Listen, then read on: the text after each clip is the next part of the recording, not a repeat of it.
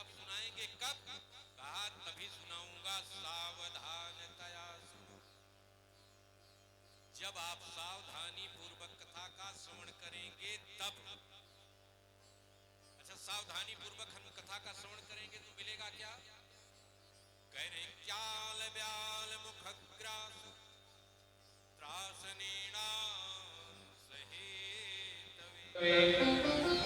काल माने मृत्यु, ब्याल माने सर्प।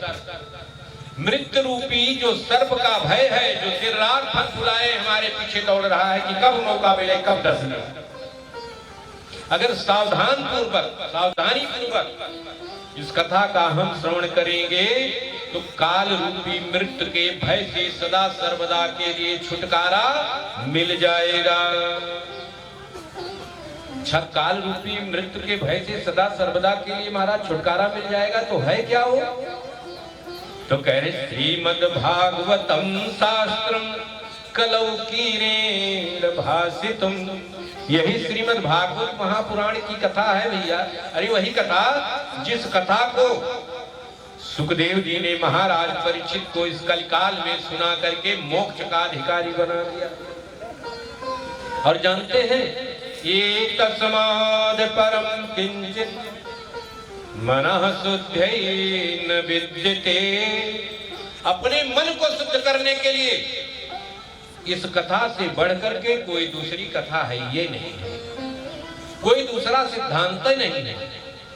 देखिए हम लोगों ने देखा संसार में एक से एक भयानक रोग आए, लेकिन सबका निदान डॉक्टरों ने, वैज्ञानिकों ने खोज लिया। एक रोग ऐसा है जो मन का रोग, जिसको मन का रोग हो गया, वह मन का रोग आज तक कोई डॉक्टर, कोई वैद्य उसको ठीक ही नहीं कर पाया। लेकिन जो इस भागवत महापुराण की शरण में आ जाएंगे, भागवत भगवान कह रहे हैं कि तस्मात् परम किंचिन मनः शुद्धैन विद्यते। अपने मन को शुद्ध करने के लिए इस भागवत की कथा से बढ़कर के कोई दूसरा सिद्धांत नहीं है। मगर महाराज इसमें भी लेकिन है। लेकिन क्या है? जन्मांतरे भवेत् पुण्यम तदा भागवतम लभे। जब हमारे जन्म जन्मांतर का पुण्य उदय होता है तब ये भागवत की कथा श्रवण करने का अवसर मिलता है। कथा तो बड़ी दिव्य है, अपने मन के सारे रोगों को दूर कर सकती है। भगवान कृष्ण की भक्ति इस कथा को सुनकर के हमारे हृदय में हिलोरे बन सकते हैं, वैरागी बन सकते हैं, भाग्यवान बन सकते हैं, भक्तिमान बन सकते हैं। लेकिन है ये कथा ऐसे मिलने वाली नहीं है। कब मिलती है? जन्मांतरे भवेत् पुण्यम तदा भागवतम लभे। जब हमारे जन्म जन्मांतर के पुण्य उदय होते हैं तब ये कथा श्रवण करने का योग लगता है। यही एक लाइन अपने ऊपर लगाइए। हर्षलाल नारायण श्रीवास्तव जी के यहाँ जो कथा हुई थी अप्रैल में, तबे की कथा तय हुई है आप के गांव में। और तब से हमारे विनोद सिंह जी बढ़िया इसकी कथा का प्रचार भी किए हैं। ऐसी बात नहीं है, खूब सब लोगों से कहा है कि बाबू हमारे यहाँ भी कथा होने वाली है। सब बताने के बाद भी आए कितने लोग? जन्मांतरे भवेत् पुण्यम। जिनके जन्म जन्मांतर का पुण्य उदय हुआ है वो तो आ गए हैं, और जिनका पाप भी उनको पकड़ करके रोक रहा है। नहीं, कथा पता नहीं शुरू हुई कि नहीं हुई। अयोध्या से आने वाले हैं महाराज, आए हैं कि नहीं आए हैं? ये लाउड स्पीकर वही मौर्या का लगा है, वो जहां लगा है वही बंटाधार किए हैं, पता नहीं सही चले कि न चले। ये सब तमाम बातें चर्चा का विषय बन गई। जब ये बातें हो रही हैं तो इसीलिए वो लोग सोच रहे हैं। लेकिन जिनके जन्म जन्मांतर का पुण्य उदय हो गया वह शुरू से आकर के बैठ गए हैं। यही बात हमारे तुलसीदास जी महाराज जी ने पहले कह दिया है। यही सौर आवत अति कठिनाई, राम कृपा बिनु आई न जाई, शरणावत अति कठिनाई, राम कृपा बिनु आई न जाई। यही सत्संग रूपी सरोवर के पास आने में ही सबसे बढ़िया कठिनाई है। अब मान लीजिए भंडारा के दिन ये नौटंकी के नाच कहले होते विनोद सिंह, जिनका दो चार थाना पुलिस का सूचना दे एक परत कि मेरे द्वारे नौटंकी के नाच है। भीड़ रोकने के लिए अब आजकल एक नया नौटंकी चलती है ऑर्केस्ट्रा वाले, अगर उनका कह देते तो पूर्ण हमें लागत है एसपी से जाए कि इनका परमिशन ले पड़त। लेकिन भागवत की कथा ऐसी है, क्यों? ये सबके ऊपर कृपा करने वाली ही नहीं है महाराज। जिनके ऊपर कृपा उन्हीं के ऊपर होगी जिनके जन्म जन्मांतर का पुण्य उदय हुआ है। बाकी ऐसे भेज दिए भगवान, घूमो टहलो यहां से फिर जाओ और 84 लाख में भ्रमण करो, तुमको मौका नहीं मिलेगा। आगे कह रहे हैं और जानते हैं तो कथा तो इतनी दिव्य है, इसका प्रमाण दे रहे हैं कि कथा ये कितनी दिव्य है। कथा अगले श्लोक में प्रमाण दे रहे हैं सूत जी। परीक्षिते कथां वक्तुं सभायां संस्थिते सुखे, सुधा कुंभं गृहत्यैव देवस्तत्र समागमन। गंगा नदी के किनारे सुकताल कहां पड़ता है? ये मुजफ्फरनगर में, मेरठ से आगे आप जब मुजफ्फरनगर जाएंगे तो सुकताल है। और जैसा है हमने देखा है, बड़ा दिव्य स्थान है सुकताल। और वहां एक छोटी सी गंगा नदी भी है। वहां का पानी, प्रयागराज की गंगा नदी का पानी आप देखिए तो देखते बनेगा, गजब का जल है सुकताल में गंगा जी का। तो सुकताल में गंगा नदी के किनारे जब महाराज परीक्षित को कथा सुनाने के लिए सुखदेव जी वहां अभी कथा प्रारंभ करने वाले थे, तो उसी क्षण वहां देवता लोग आए और देवताओं ने सुखदेव जी को प्रणाम किया। अरे महाराज प्रणाम। हाँ भाई, खुश रहो देवताओं, आइए आइए विराजिए। अरे महाराज हम आए हैं एक निवेदन करने के लिए। क्या निवेदन है? निवेदन हम यही करना चाहते हैं, आप यही चाहते हैं कि परीक्षित अमर हो जाए। कहा हाँ। कहा महाराज हमारे हाथ में देख रहे हैं सोने का कलश है, इसमें अमृत ही अमृत भरा पड़ा है, जितना चाहें इस परीक्षित को आप पिला दीजिए और बदले में एक कार्य कर दीजिए। बदले में कार्य क्या करना है? कहा यही कथा रूपी अमृत हमको दे दीजिए। अमृत आप परीक्षित को पिला दीजिए, अमर हो जाएंगे, लेकिन कथा रूपी अमृत हमको दे दीजिए। देवता लोग भगवान सुखदेव से निवेदन कर रहे हैं। सुखदेव जी ने भी सोचा कि हमको भैया 7 दिन यहाँ बक बक बक बक करना पड़ेगा, अगर परीक्षित यही अमृत पान करना चाहता है तो पी ले। सुखदेव जी परीक्षित को निहारने लगे और परीक्षित अपने मन में बैठे बैठे सोच रहे हैं कि देवता लोग इतने स्वार्थी, ये आकर के ऐसे आसानी से हमको अमृत दे देंगे, इसमें जरूर इनकी कोई न कोई चालाकी है। और मन में तुरंत सुखदेव जी के सामने परीक्षित ने विचार किया कि नहीं गुरुदेव, हमको हाथ में जो कलश वाला अमृत है इस अमृत को नहीं चाहिए, हमको तो भागवत कथा रूपी अमृत चाहिए। अपने शिष्य के मन की बात को जब सुखदेव जी ने पकड़ लिया तो देवताओं को डांटते हुए बोले, क्वा सुधा क्वा कथा लोके क्वा काचः मणिर्महान ब्रह्मरातौ विचारैवं तदा देवांजहस। कहाँ ये भागवत की कथा, कहाँ तुम्हारे हाथ में अमृत का कलश जो अमृत है तुम्हारे हाथ में, इस भागवत की कथा की अमृत से तुलना लगा करके रखे हो। अरे इस अमृत को पान करके परीक्षित अमर हो जाएगा, लेकिन छीणे पुण्य मृत्युलोके विसंति, जब पुण्य क्षीण हो जाएगा पुनः उसको माता के गर्भवास का दुख झेलना पड़ेगा। लेकिन हमारे परीक्षित ने अगर इस भागवत रूपी कथा अमृत का पान कर लिया तो इसको मोक्ष हो जाएगा, फिर माता के गर्भवास का दुख नहीं झेलना पड़ेगा। इसलिए देता हूं, क्वा सुधा क्वा कथा लोके क्वा कांचा मणिरमः। तुम्हारे हाथ में जो ये कलश का अमृत है, ये कांच के टुकड़े के समान है, और भागवत की जो एक कथा है महान मणि के समान है। और देवताओं, तुम लोगों के बारे में ठीक कहा गया भैया। क्या महाराज? ऊंचे निवास नीच कर तूती, देखी न सकई पराई विभूति। निवास नीच कर तूती, देखी न सकहीं पराई विभूति। कहा रहते हो तो आप स्वर्ग के देवता कहे जाते हो, लेकिन करतूत तुम्हारी एकदम नीचवत है। और ऐसा कह करके देवताओं को सुखदेव जी ने वहां से डांट करके भगा दिया। भाग यहाँ। भागते भागते पहुंचे कहां? ब्रह्मा जी के पास। और ब्रह्मा जी से कहा, सुखदेव जी ने तो ऐसी ऐसी बात हमने की, तो डांट करके भगा दिया।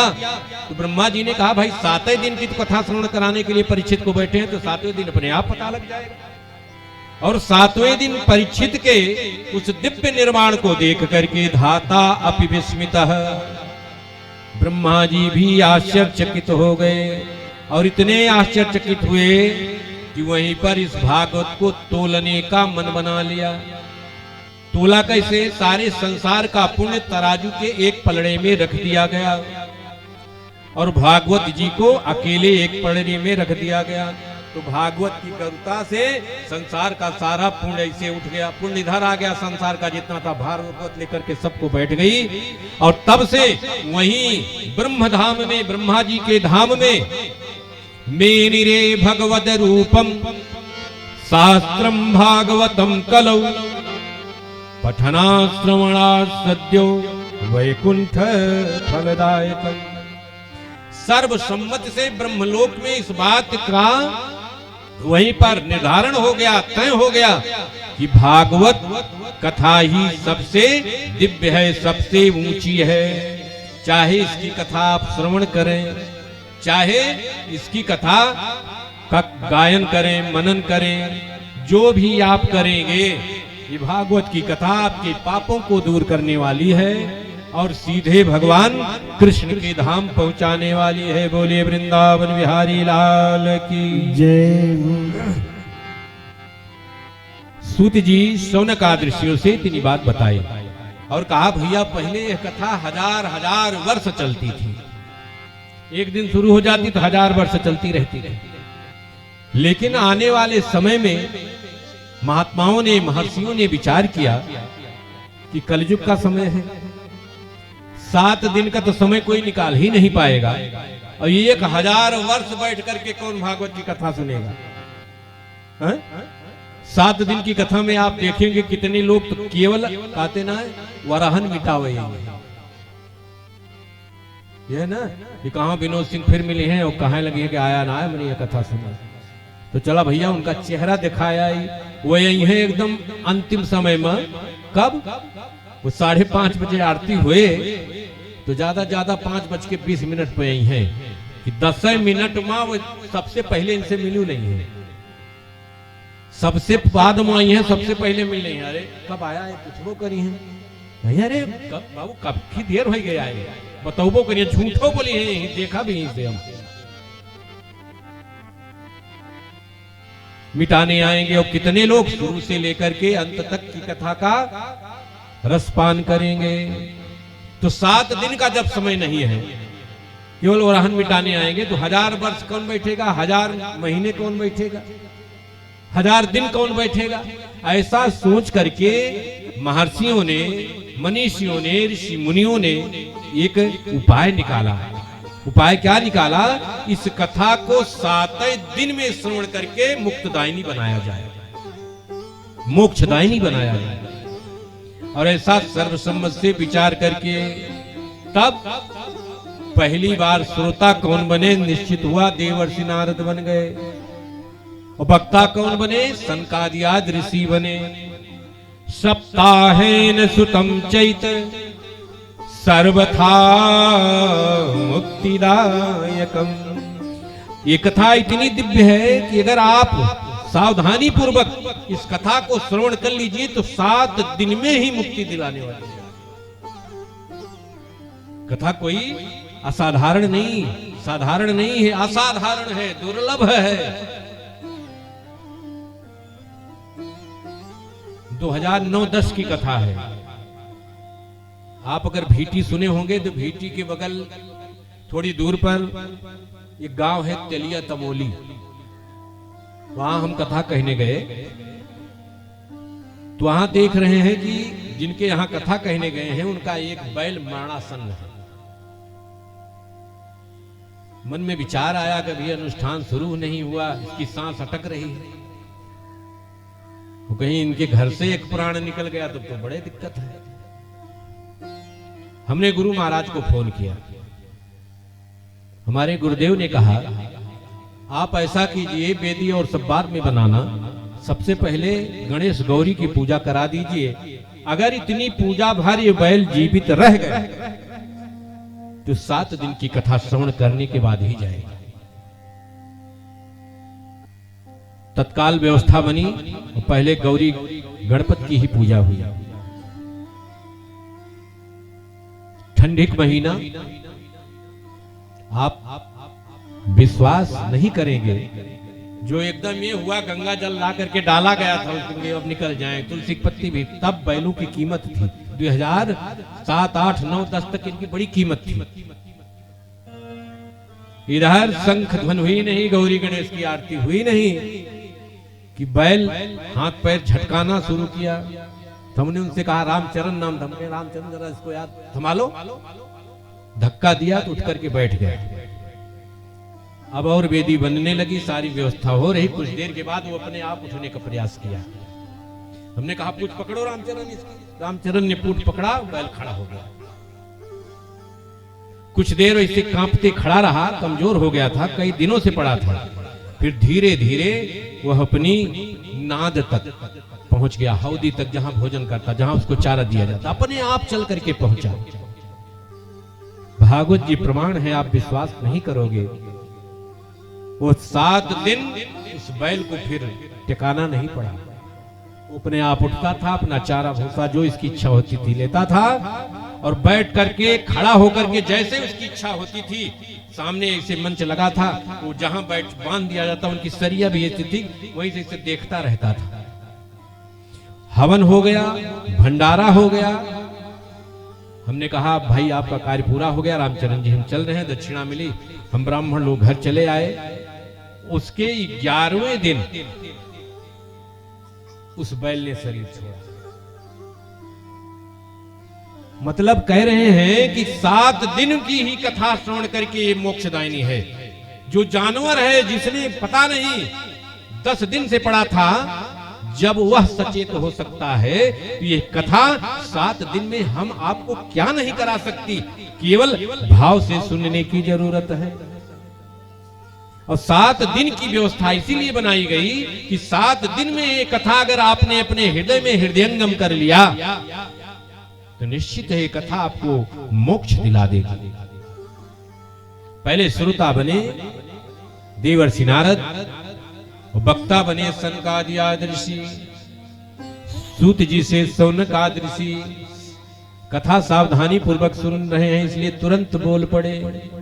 लोक विग्रह मुक्तस्य नारद स्थिरस्य च विधि श्रवे कुतः प्रीति संयोगः कुत्र तयसः।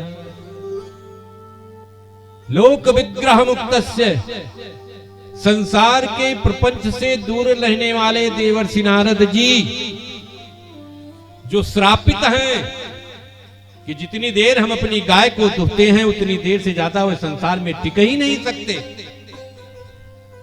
उनको दक्ष का श्राप लगा है। जब दक्ष के 10,000 पुत्रों को बार बार बाबा बनाने लगे, जाते हो तपस्या करने के लिए, दक्ष कहते जाओ सृष्टि के निमित्त भगवान की तपस्या करो, तो नारद जी बीच रास्ते में मिलते, कहते अरे कहां जा रहे हो, तुम्हारे पिता तो छठिया गए हैं, ये तुम जाओ भगवान की आराधना करो। तो तपस्वी बाबा बना बना करके उनको भेजने लगे। तो जब दक्ष को ये बात पता लगी तो उन्होंने श्राप दे दिया कि तुम असाधु हो, जाओ तुम 2 मिनट से ज्यादा एक जगह रुकबे नहीं करोगे। आज कह रहे हैं वही देवर्षि नारद जी जो श्रापित हैं, उस संसार के प्रपंच से दूर रहने वाले हैं, और फिर एक स्थान पर 7 दिन तक बैठ करके कथा श्रवण किए। ये कैसे महाराज, और कैसे सनकादि आदि ऋषियों का इनका संयोग बना, इस कथा को आप विस्तार से करने की कृपा करें। सूत जी बोल पड़े, अत्र ते कीर्तयिष्याम भक्तियुक्तम कथानकम सुकेनेमं प्रोक्तम रहस्यम विचार्य च। इस संबंध में हम आप सबको एक बहुत प्रचलित पुराना इतिहास सुनाने चल रहे हैं, जो सुखदेव जी ने कभी अपना अनन्य शिष्य जान करके हमको एकांत में सुनाया था। वही कथा हम आपको सुनाने चल रहे हैं। एक समय की बात है, एकदा ही विशालायां चत्वार ऋषयो मलाः सत्संगार्थं समायाता दद्रुस्तत्र नारदम्। एक बार की बात है, बद्री विशाल धाम में आए सनकादि आदि ऋषि, क्या करने के लिए? सत्संग के लिए। देखिए इनके सत्संग करने का भी तरीका बड़ा विलक्षण है। 3 भाई श्रोता बन जाते हैं, एक वक्ता, बस इनको इनका सत्संग प्रारंभ, इनको ज्यादा श्रोताओं की जरूरत नहीं पड़ती। अभी सत्संग प्रारंभ ही होने वाला था कि हरिद्वार के रास्ते से बद्री विशाल धाम की चढ़ाई चढ़ते हुए देवर्षि नारद हांफते डांफते अस्त व्यस्त बाल बिखरे हुए पसीने से लथपथ आते हुए दिखाई पड़े। और नारद जी को देख करके सनकादि आदि ऋषियों के मुख से कई स्वर में निकला, अरे ये देवर्षि नारद। इतने में देवर्षि नारद पहुंच गए, और देवर्षि नारद की इस दशा को देख करके सनकादि आदि ऋषियों ने कहा, कथम ब्रह्मन् दीन मुखा कुतश्चिंता तुरो भव।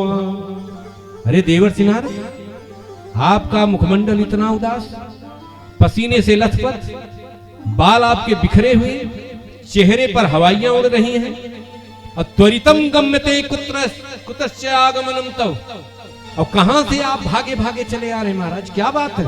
ऐसे लग रहा जैसे आपको कोई खदेड़ रहा है। आज आपकी विचित्र दशा है। कैसी दशा है? इदानीं शून्य चित्तो गतवित्तो यथा जना। आज ऐसे आपका चेहरा देखने से लग रहा है, वैसी स्थिति आपकी हो गई है जैसे किसी गृहस्थ के यहाँ डकैती पड़े और डकैत उसके घर की सारी संपत्ति लेकर के चंपत हो जाए। जैसे गृहस्थ अपने धन के वियोग में दुखी रहता है, वैसे आप दुखी दिख रहे हो, और जबकि आपको ऐसा चाहिए नहीं। आप हैं कहने कैसे? तबेदम मुक्त संगस्य। आप सन्यासी हैं, आप महात्मा हैं, आप संसार की माया प्रपंच से दूर रहने वाले हैं।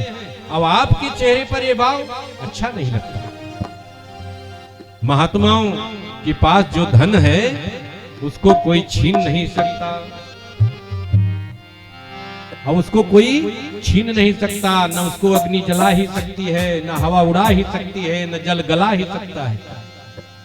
महात्मा लोग तो हमेशा मस्ती में कहते रहते हैं, गोविंद हरे गोपाल हरे, जय जय प्रभु दीन दयाल हरे गोविंद हरे गोपाल हरे, जय जय प्रभु दीन दयाल।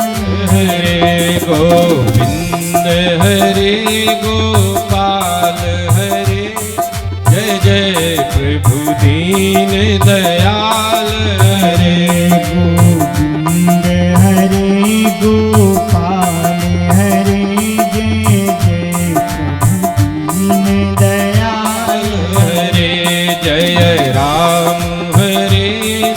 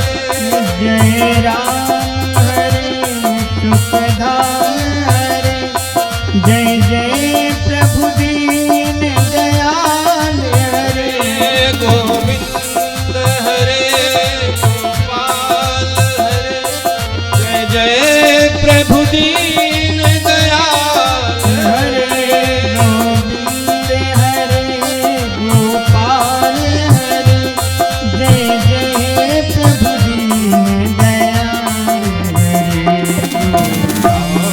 हरे गोपाल हरे जय जय प्रभु दीन दयाल हरे गोविंद हरे गोपाल हरे जय जय प्रभु दीन दयाल हरे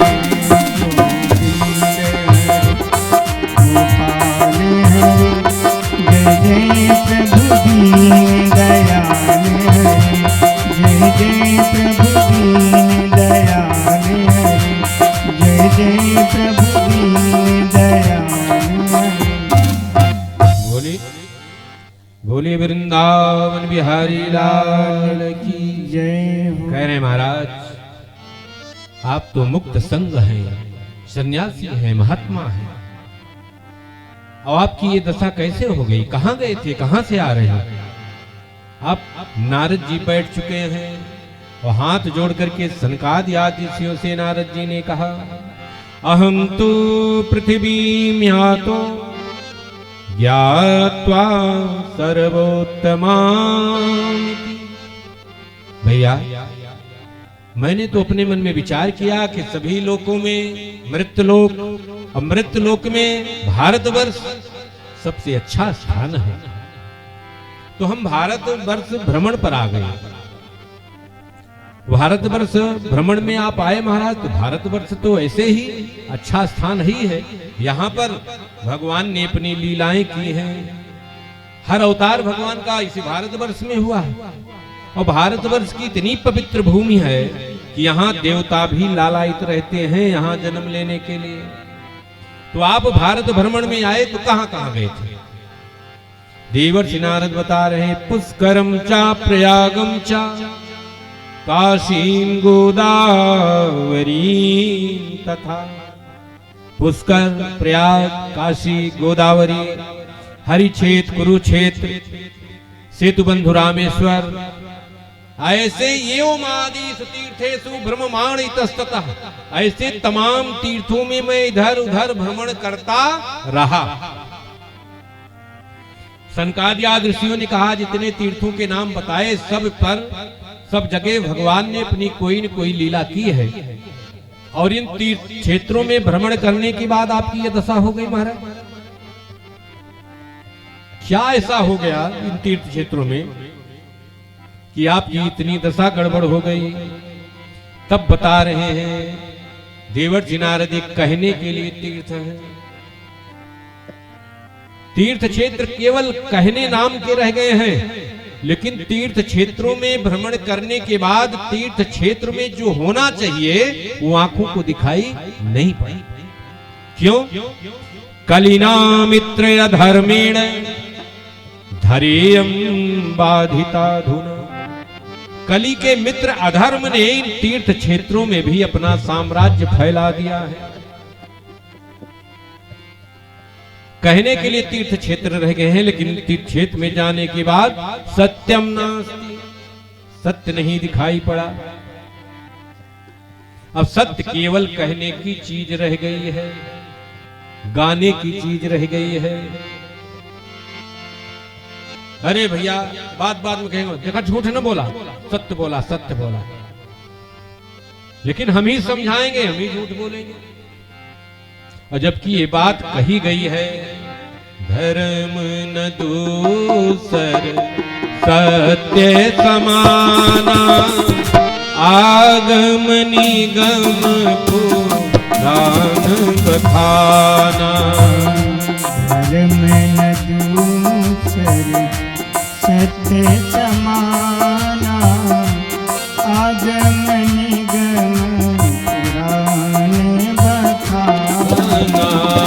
धर्म न दूसर सत्य समाना, आगम निगम पुराण बखाना। धर्म न दूसर सत्य समाना,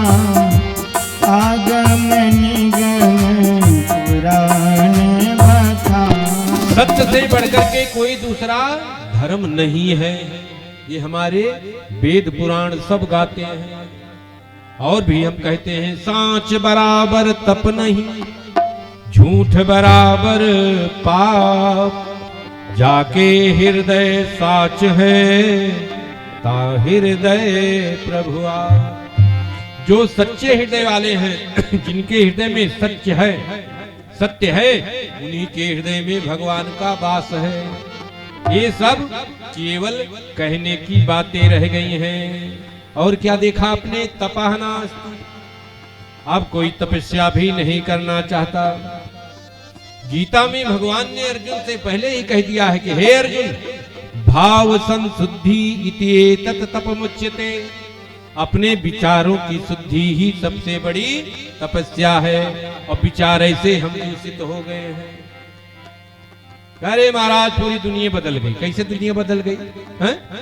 सूरज निकलना बंद हो गया, अस्त होना बंद हो गया, आसमान के तारे गायब हो गए, हवा चलना बंद हो गई, पृथ्वी रसातल में चली गई। अगर ये सब एक क्रियाएं हो तब तो हम जाने दुनिया बदली। और सब कुछ तो वैसे है, फिर दुनिया बदली कैसे? दुनिया नहीं बदली, हम बदले हैं। हमारे विचार बदले हैं, हमारी भावनाएं बदली हैं, हमारा हृदय कलुषित हो गया है, विचार कलुषित हो गया है, दूषित हो गया है। इसलिए हमको सारा संसार बदला बदला नजर आ रहा है। भाव संशुद्धि तपमुच्यते, हमारे विचारों की शुद्धि ही सबसे बड़ी तपस्या है। और विचार से हम दूषित हो गए, विचार से ही हम दूषित हो गए हैं।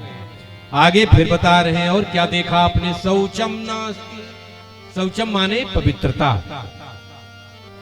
एक बाह्य पवित्रता है और एक अंदर की पवित्रता है।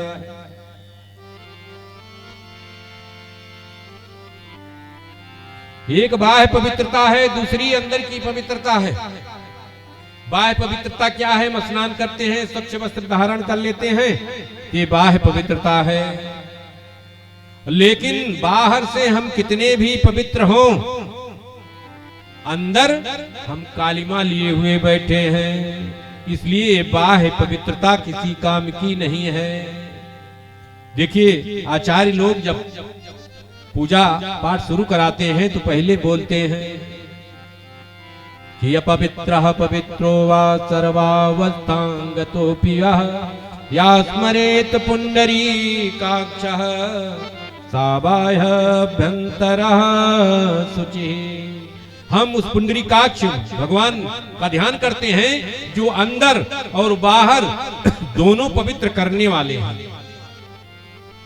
हम अंदर से और बाहर से कितने भी स्वच्छ दिखाई पड़े, लेकिन वही दशा हमारी समाज में हो गई है कि मुंह में राम बगल में छुरी।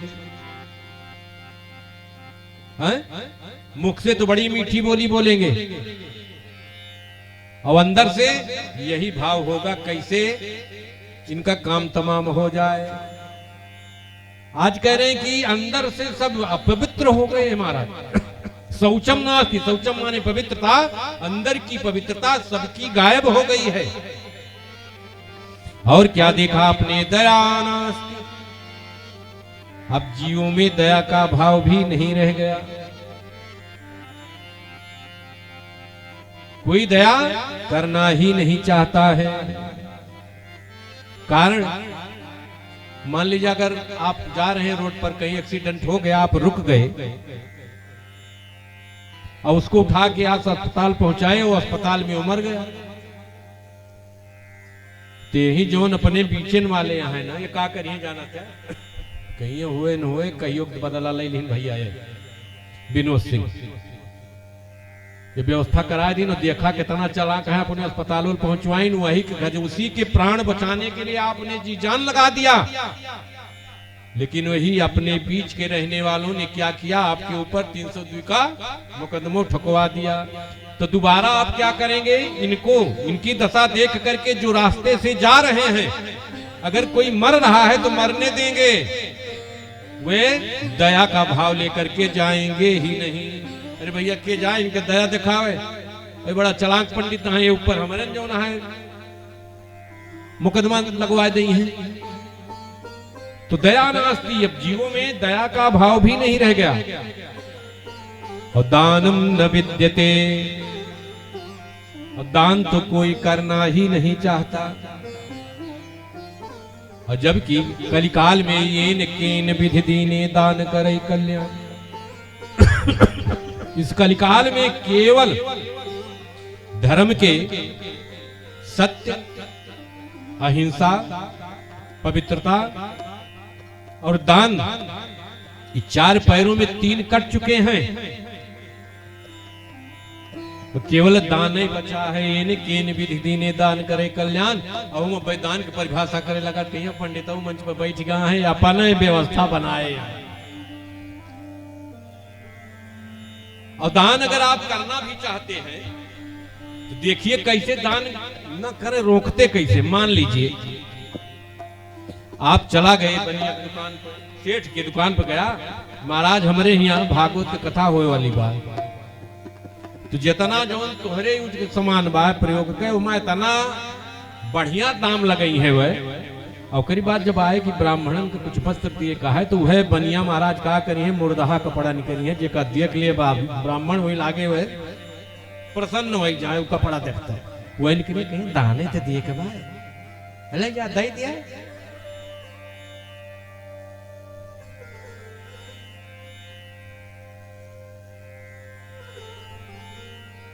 कहना है दान करे जो रोके कोई, सोवा लदुआ घोड़ा हुई। लदुआ घोड़ा माने गदहा। अगर विनोद सिंह 1 रुपया दान करा चाहता है, हम कह नहीं कहा कर गया, तुम्हें 7 दिन दान करे कहा है, तो चवन्नी चवन्नी करा तो नहीं पंडित है तो पहिए, तो उनका जान लिहा अगला जन्म उनका गदहा हुए कहा उका क्यों रो कि ना सका। कहने की दया दानम न विद्यते। हाँ एक चीज लोग कर रहे हैं कल युग में, क्या? उदरम भरिणो जीवा बराकाह कूट भाषिण। कैसे पेट भरे, इसी जुगुत में जुगाड़ में हम दिन रात लगे हुए हैं। मातु पिता लखनी बुलावई, उदर भरई सोई पाठ पढ़ावे। मातु पिता बालकनि बुलाए, उदर भरे सोई पाठ पढ़ाए। माता पिता अपने बच्चों को भी क्या शिक्षा दे रहे हैं? देखिए विद्या और शिक्षा दोनों में अंतर है, जान लीजिए। हम जो अपने बच्चों को पढ़ा रहे हैं वो शिक्षा है। शिक्षा माने जानकारी। किसी को तकनीकी ज्ञान हो गया, कोई भाई इंजीनियर बन गया, कोई डॉक्टर बन गया, कोई डीएम बन गया, कोई एसडीएम बन गया, ये सब क्या है? ये शिक्षा जानकारी है। जितकी जैसे बुद्धि काम किया उसे पा लिया। विद्या क्या है? या विद्या सा विमुच्यते। भगवान ने गीता में कहा विद्या वही है जो इस संसार के बंधनों को छुड़वा करके परमात्मा से मिला दे, वह विद्या है। बाकी तो सब जानकारी है। इसीलिए तुलसीदास जी ने लिखा मातु पिता बालकहि बुलावई, उदर भरई सोई पाठ पढ़ावई। मातु पिता बालकनि बुलावई, उदर भरे सोई पाठ पढ़ावई। केवल कैसे पेट भर जाए, सब इसी जुगुत में लगे हुए हैं। और उसका दुष्परिणाम क्या भोग रहे हैं? मंदाह सुमंद मतयो मंद भाग्या पुत्रता। हमारी जो संतानें हो रही हैं सब अभागी और मंद बुद्धि की हो रही है। ये जैसे 3 साल के बहन आए, जौन सबसे स्टैंडर्ड पब्लिक स्कूल हो, कहीं हमारे बड़ लड़का का नाम वही लिखावा ले जाए लिखा दीन जाए। अभी 2.5 साल 3 साल के इतना बड़ा है ना, इनके जाना था स्कूल में फीस एडमिशन कराई 35,000 रुपया, 1,500 रुपया फीस महीना का भैया। और जौन बस लेके आए जाए 1,000 रुपया वहू का। और बीचे में तो तमाम पेरेंट मीटिंग, कौन मीटिंग, अब तो नाना नानी तक के मीटिंग होती है, जैसे लूटता है वो तो चंदा लगा होता है। माता पिता की मीटिंग हम सुने रहे, बाबा आजी आजा की मीटिंग, नाना नानी की मीटिंग, खूब लुटाई हो रही है। वो पढ़ाता है तो महाराज कहीं पहुंच गए, कहीं महाराज देखता कई साल के भाई भैया कहीं महाराज ये हो गए 3.5 साल के हो गए, नाती है इनके नाम लिखाए दे। हे बाबू आए इन सुनाओ जो मास्टर तुम्हें सिखाए हैं, वो अंग्रेजी सीखे हैं, अंग्रेजी मीडियम में नाम लिखाया है ना, कहीं टुंकिल टुंकिल लिटिल स्टार, बढ़िया सुनाई न सुन ले। और पढ़त पढ़त अंग्रेजी मीडियम से पहुंच गए बोर्ड परीक्षा तक। आएगी 10वीं परीक्षा, योगी सरकार आएगी, हर विद्यालय में हर कमरा में सीसीटीवी लगवाए दी कैमरा कि इम्तहान दिया तो जहां से दिखाई पड़े कि नकल न करा।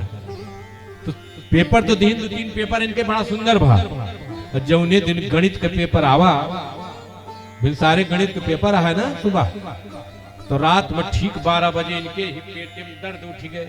इतनी दर्द उठी किनका ले जाए टांडा मेडिकल कॉलेज में भर्ती कराओ पड़ा। अब वो दर्द चिल्लाहट कमे ना होती है, और तब तक चली महाराज, जब तक 8 से 11 पेपर है, 11 ना बजेगा तब तक दर्द इनके रही, उसके बाद तुरंत दर्द गायब। फिर कुछ दिन के बाद महाराज जी आएंगे, हे भाई आपका नाती तो की बोर्ड परीक्षा में रहा होगा। हाँ महाराज आप तो देखे रहा, छोड़ के रहा, कैसे फर्राटेदार इंग्लिश बोलता था, क्या हुआ, कितना % नंबर आया, कहीं नंबर के बात ही भूल जा। जौने दिन गणित के पेपर रहा, राती में करीब काला पकड़ और परीक्षा नहीं दे पाया, पेपर छूट गया, इसलिए फेल हो गया। महाराज गलती एक ना है ना, भाग्य गड़बड़ हो गया, देखा है कि कोनो दिक्कत तो ना है ना। महाराज तो जनते हैं कौन दिक्कत यह है, लेकिन क्या करें, क्यों हम जान रहे हैं कि जो संस्कार हम देना चाहते हैं वो दे नहीं पाए। हम तो दिखावे वाला संस्कार दिए हैं बच्चे में ना, इसलिए मंदाह सुमंद मतयो मंद भाग्या भद्रता। हमारी संतानें जो हो रही हैं मंद भाग्य की, अभागे हो रही हैं, मंद बुद्धि की हो रही हैं।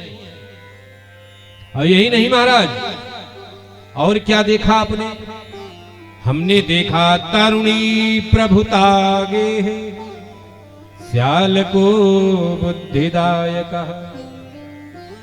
स्त्रियों का, इन मात्र शक्तियों का इनके घर में तब तक सम्मान है जब तक इनकी हड्डियों में खूब ताकत है। इनकी ताकत खत्म हुई, वृद्धावस्था को प्राप्त हुई, तो वही घर की बहुएं कहती है बूढ़ा तो बहुत एकदम महा पगलिन दिन में बड़ बैठा चल के तुम्हारे। तरुणी प्रभुता के है, नारद जी कह रहे हैं, हम ना कहते, नारद जी कहता है, ये अपन नारद जी व्यथा बता रहे हैं। इस कथा को हम सब अपने ऊपर लगाते चलें, अगर हमारे भी घर में ऐसी व्यवस्था बन रही है तो उसका सुधार करें, तभी हमारा कल्याण होने वाला है। कारण हमारे जीवन और मृत्यु को सुधारने वाली ये कथा का अब पौध निकलने चल रही है। हम लोग केवल भूमिका बना करके भी पहुंचने चल रहे हैं। बता रहे हैं कि तरुणी प्रभुता के है, जब तक युवा अवस्था है तब तक इन मातृ शक्तियों का घर में सम्मान है, नहीं तुम्हारा बड़ी दुर्दशा है। पहले क्या था, काका दादा बाबा से सलाह ली जाती थी, लेकिन अब श्यालको बुद्धिदायक, अब साला ही बुद्धि देने वाला हो गया। काका दादा बाबा से कोई नहीं पूछने वाला। और क्या देखा आपने, हमने देखा न योगी नहीं व सिद्धो वा न ज्ञानी सत्क्रियो न रह।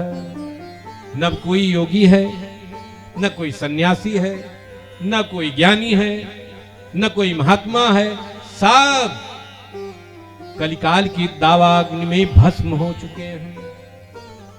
कहने के लिखा गया सन्यासी महाराज की कुटिया,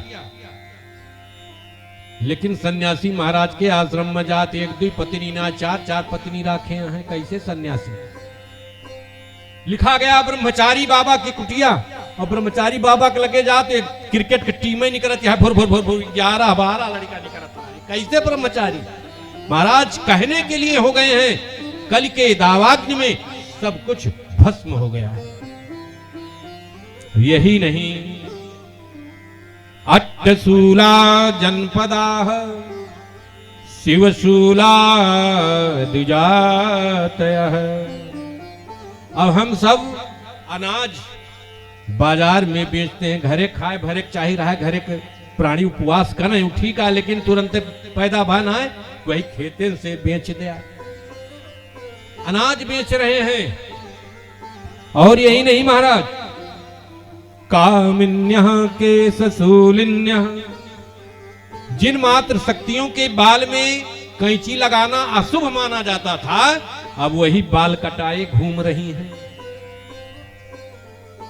ये क्या है? कलिकाल का दोष है। कामिन्यः केशशूलिन्यः संभवन्ति कलाविः, सबको कलयुग ने अपने रंग में रंग लिया है।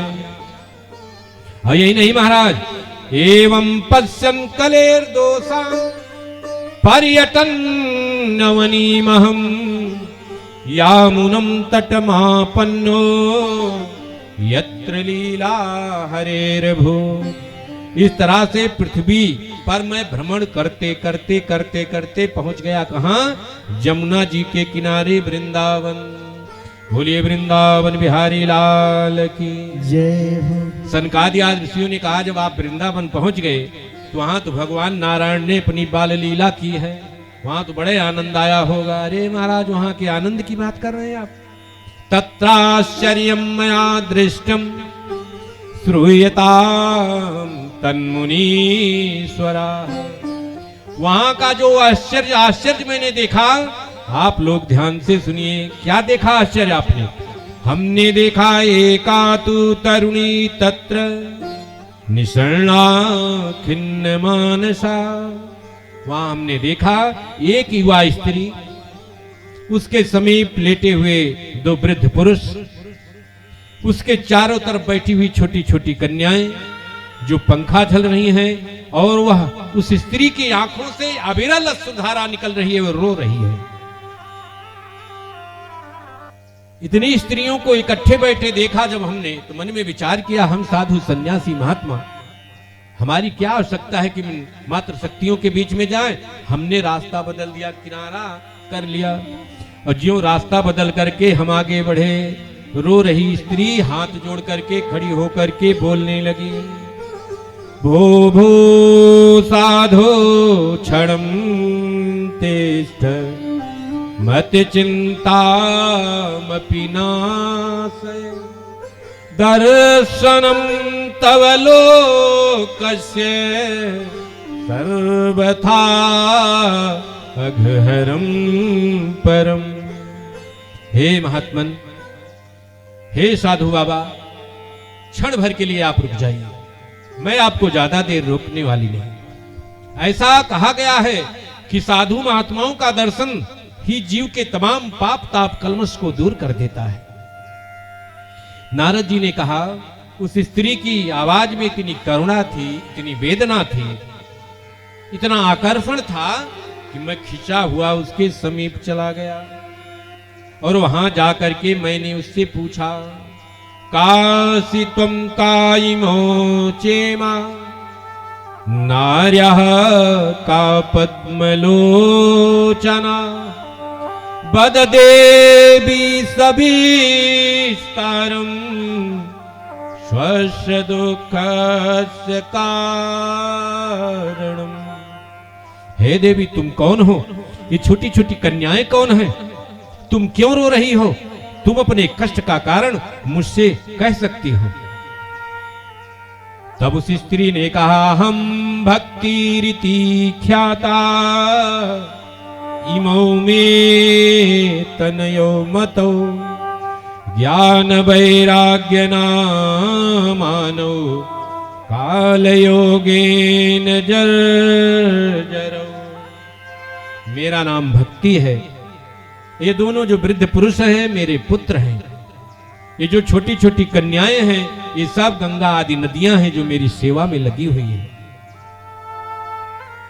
नारद जी ने कहा, माता जवान और पुत्र वृद्ध। भक्ति देवी ने कहा, यही मेरे कष्ट का कारण है। जहां जहां मैं इन पुत्रों के साथ गई, संसार के लोगों ने मुझे गाली दी, ये कोई कुलटा स्त्री है, ये धनी सेठ साहूकार है, इनके धन के लोभ में इनसे विवाह कर लिया है। जबकि सत्य ये है महाराज, ये दोनों मेरे पुत्र हैं, एक है ज्ञान और दूसरा है वैराग्य।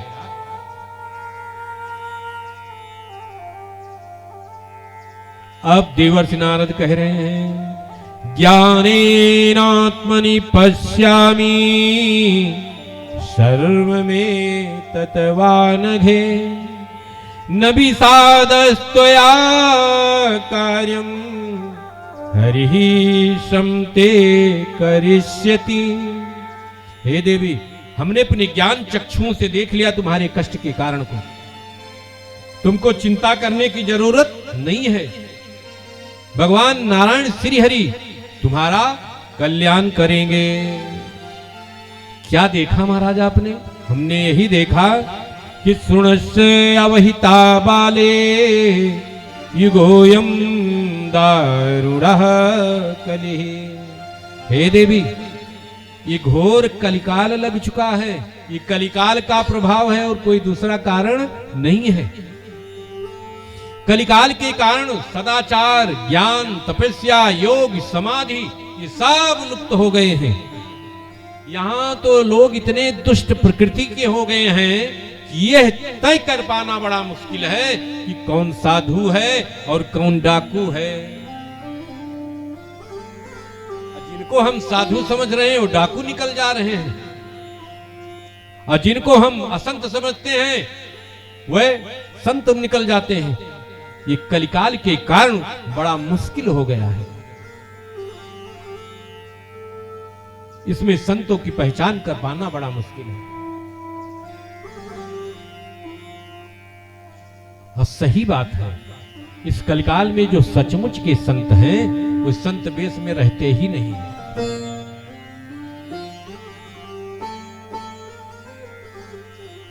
हमारे घर के समीप, हमारे घर से कम 30 किलोमीटर दूरी पर एक बाबा आज भी जिंदा हैं, जिनकी आयु लगभग 100 वर्ष के ऊपर है।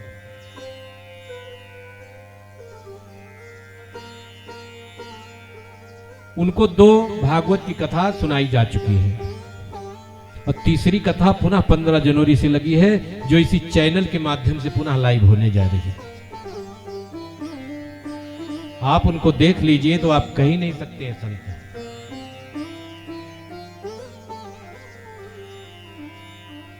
और आप हमारे YouTube चैनल पर देखिए कि मन का तारा बाबा की कथा आप जैसे सर्च करेंगे, उनमें उन बाबा के दर्शन आपको मिलेंगे। पिछली कथा उनकी लाइव चली थी।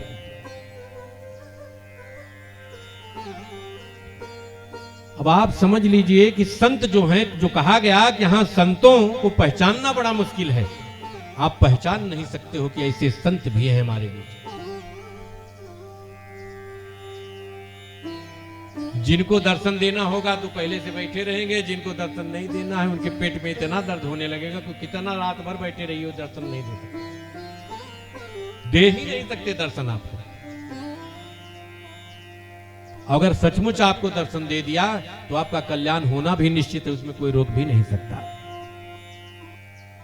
तो आज यही बात कह रहे हैं कि जनाय घासुरायन्ते 60 दुष्कर्म कारिणः ये संतो विषीदन्ते प्रहस्यन्ति साधु। इतने आसुरी स्वभाव के इस कलिकाल में जीव हो गए हैं कि कौन संत है कौन असंत है मुश्किल कर पाना बड़ा मुश्किल है। लेकिन इस कलिकाल में भी धत्ते धैर्यो धीमान सधीरः पंडितोऽथवा। जो इस कलिकाल में भी धैर्य पूर्वक अपने हृदय में भगवान को धारण करके रखेगा, वही ज्ञानी है, वही महात्मा है, वही संत है, वही पंडित है। अन्यथा ये कलिकाल किसी को छोड़ने वाला नहीं।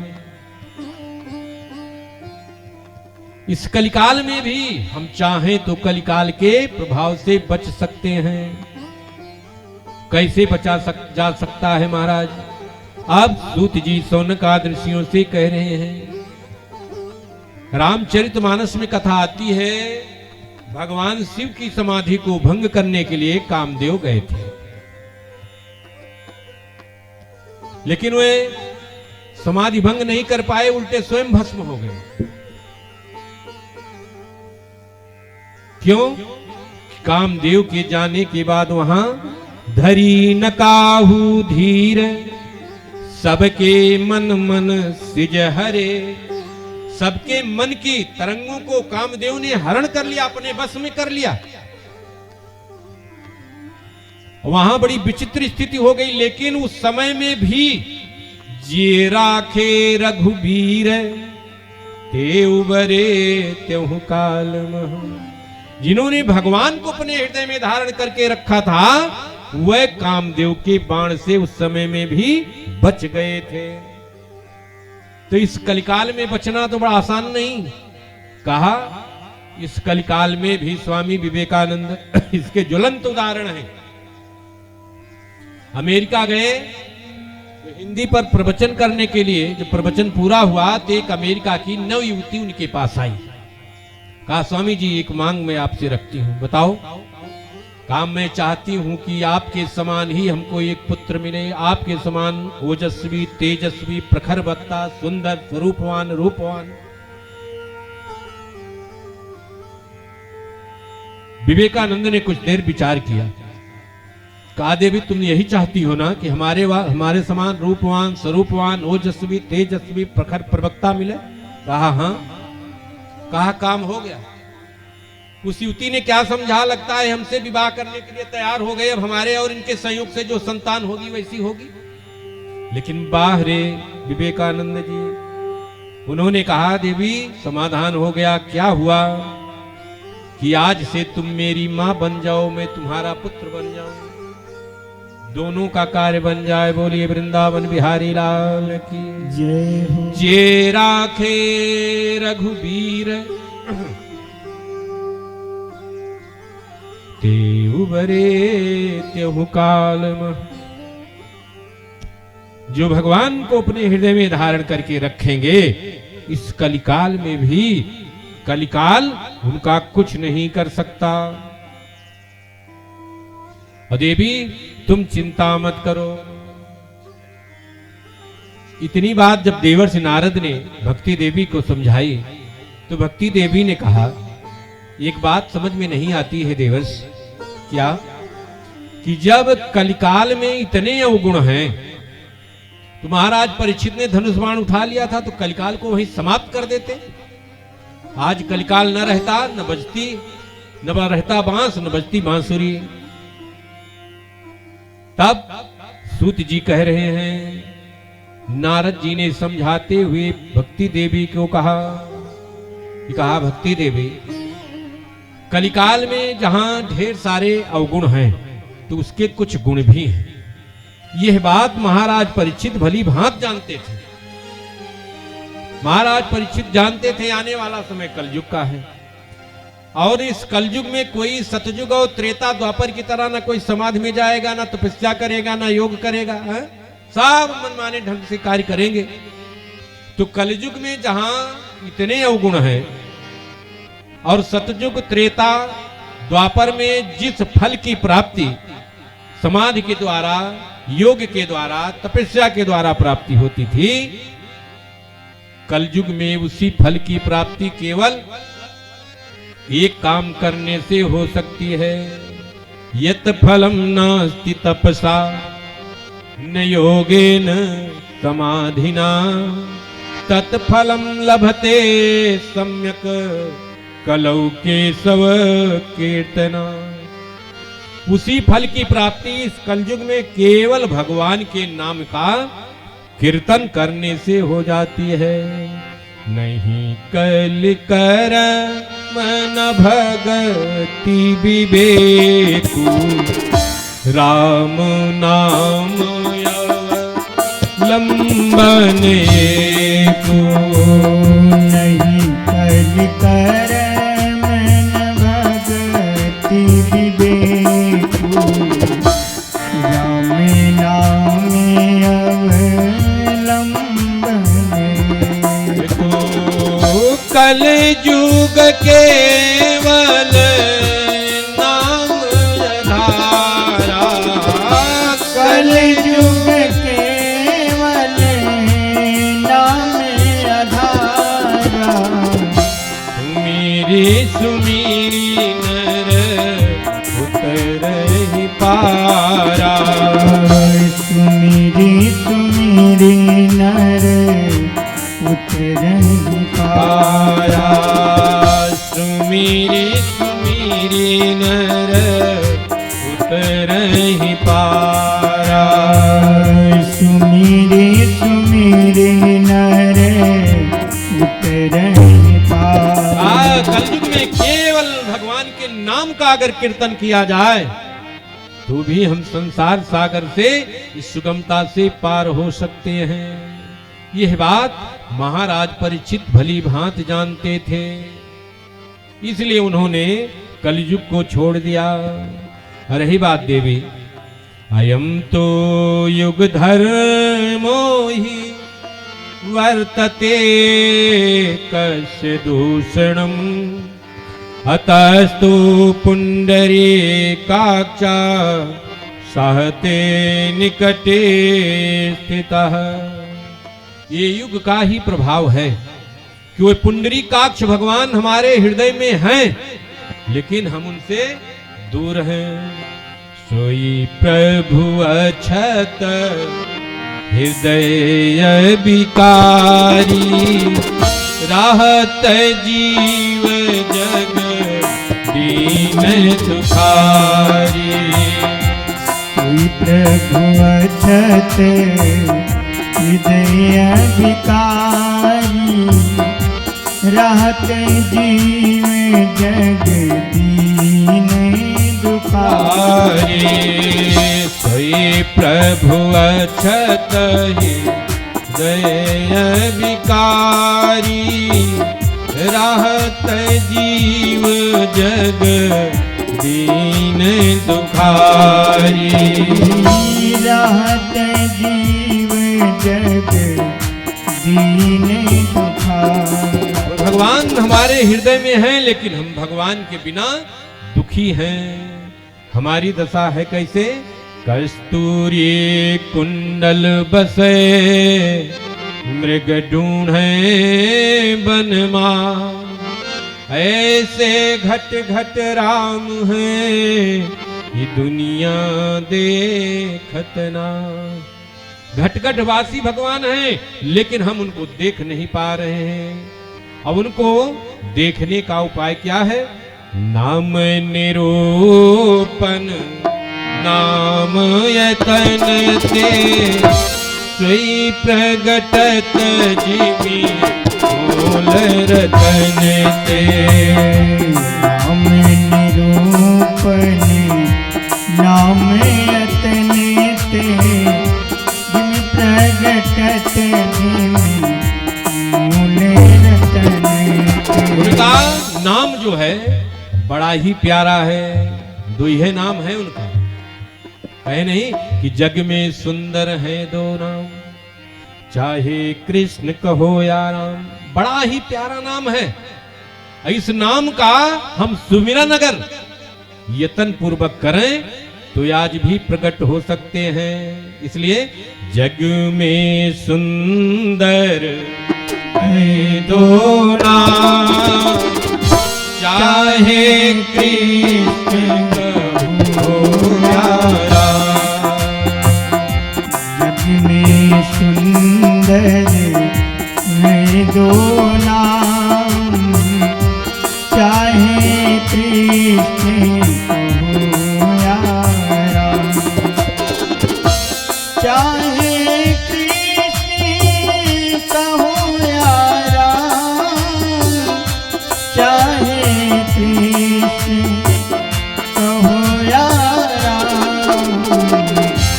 जग में सुंदर है दो नाम, चाहे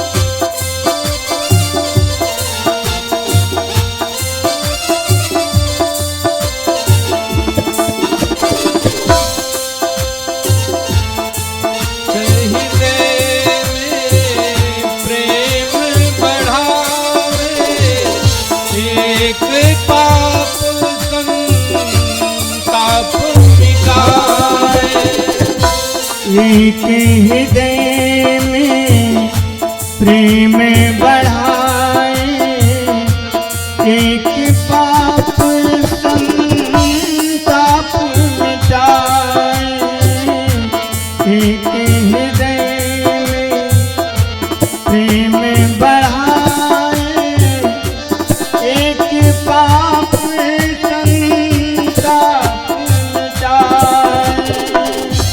दोनों सुख के सागर हैं, दोनों गुण के धाम।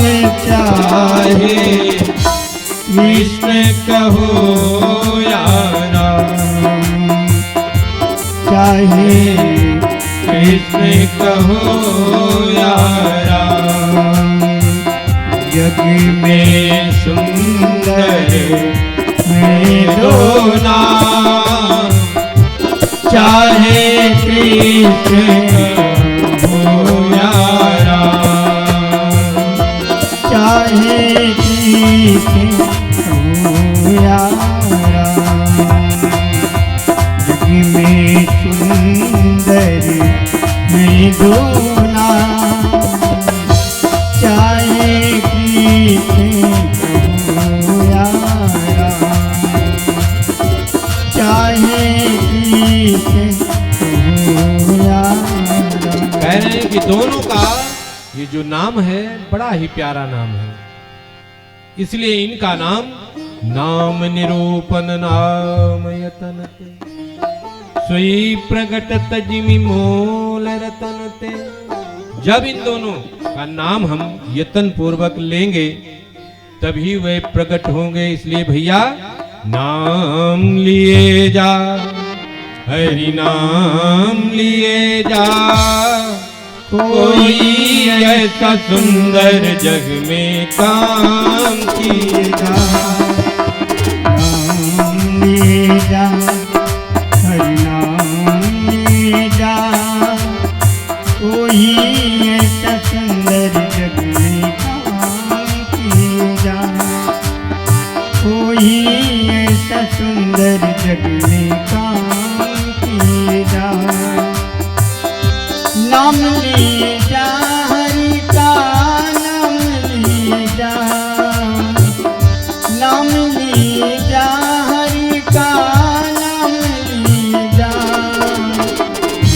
नाम लिए जा, हरि नाम लिए जा, कोई ऐसा सुंदर जग में काम किए जा, कोई ऐसा सुंदर जग में काम किए जा।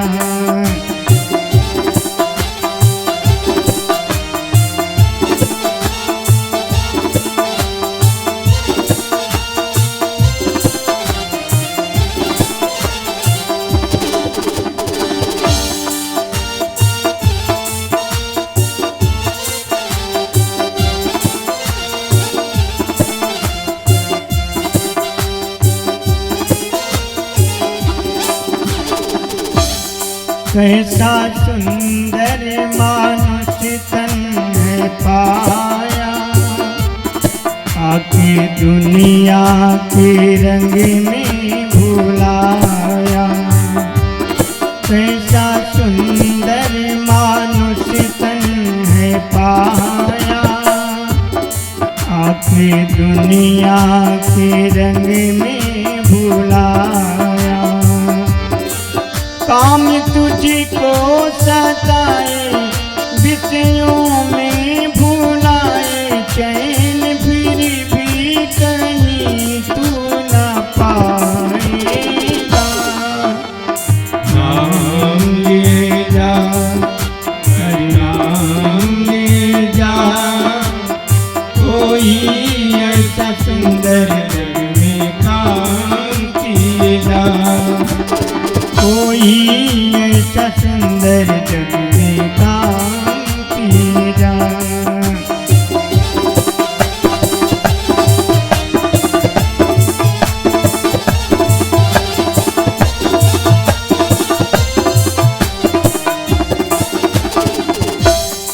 अपने को जो भुलाया, उसका जीवन भी दुख में समाया। अपने प्यारे प्रभु को जो भुलाया, उसका जीवन भी दुख में समाया। कष्ट हर दम पाए, अपना सब कुछ गवाए, 84 में वो नर फिर भटकेगा। नाम ले जा, हरि नाम ले जा, कोई ऐसा सुंदर जग में काम किए जा, कोई ऐसा सुंदर जग में काम किए जा।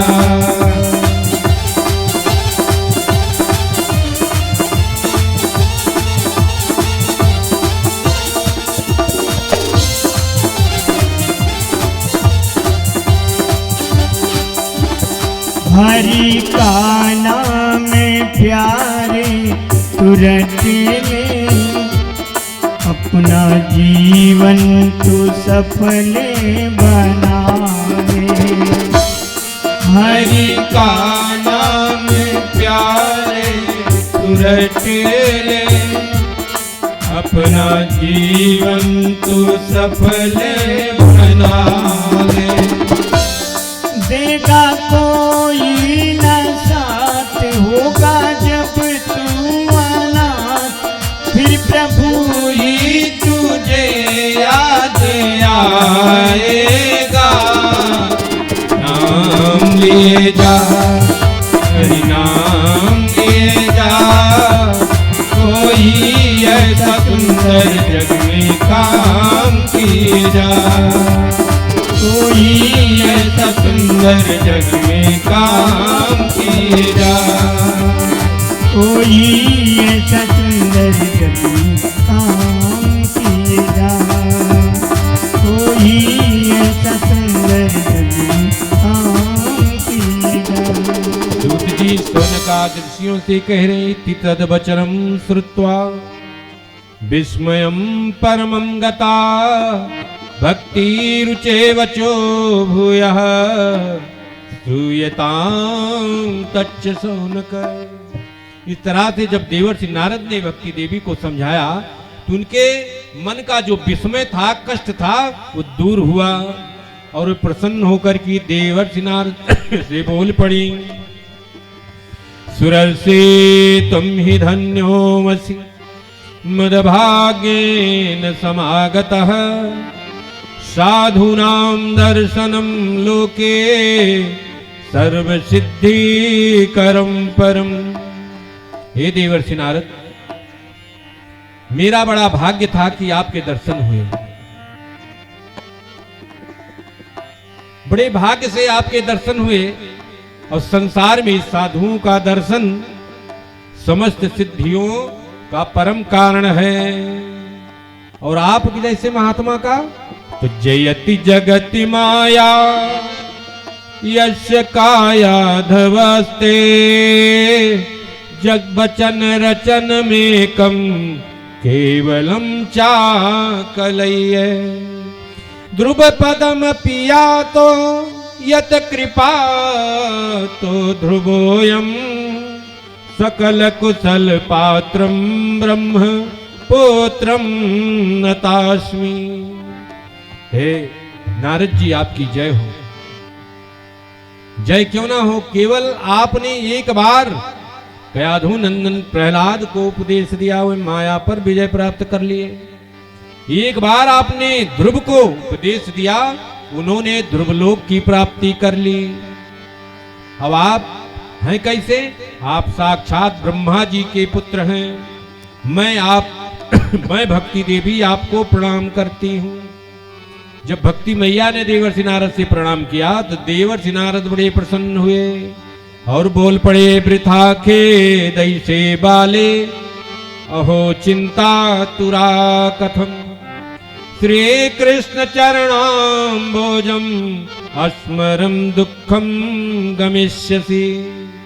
हे देवी, आपको एकदम चिंता करने की जरूरत नहीं। आप तुरंत भगवान कृष्ण के चरणाम्बुज का ध्यान कीजिए, तुम्हारे सारे दुख दूर हो जाएंगे। वह है कैसे? द्रौपदी चा परित्राता येन कौरो कस्मलात् पालिता गोप सुंदर्यः स कृष्ण क्वापि नो गतः। भरी सभा में जब द्रौपदी का वस्त्र हरण करने जा रहा था दुशासन, तो उस समय भगवान को पुकारा था द्रौपदी ने, तो द्रौपदी की लाज बचाई।